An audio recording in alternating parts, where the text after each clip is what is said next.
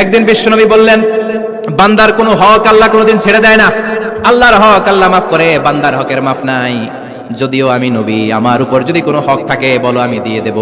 কোন সাহাবী দাঁড়ায় না, এক সাহাবী দাঁড়িয়ে বললেন, নবী, যুদ্ধের ময়দানে চাবুক চালানোর সময়, লাঠি চালানোর সময় এক কাফেরকে মারতে যেয়ে আপনার লাঠির বাড়ি আমার পিঠের মধ্যে পড়েছে। আপনি যেহেতু এই কিসাসটা আদায় করতে চান, আপনার পিঠে আমি লাঠির বাড়ি মেরে এটারে শোধবোধ করে দিতে চাই।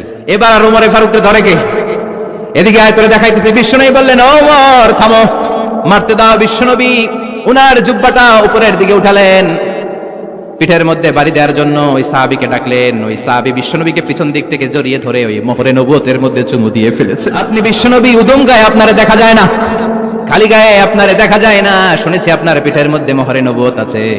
অনেক দিনের সাধনা, জল্পনা কল্পনা, আপনার মোহরে নবুয়তে আমার ঠোঁটটা আমি লাগাবো।